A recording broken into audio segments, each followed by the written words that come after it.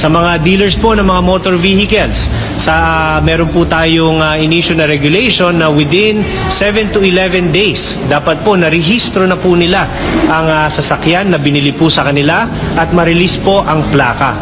Sa mga dealers naman po ng mga motorcycle, binibigyan po namin sila ng 5 working days para po marehistro ang sasakyan, para po marehistro ang motor at para marehistro po yung motor po nila. Yun po.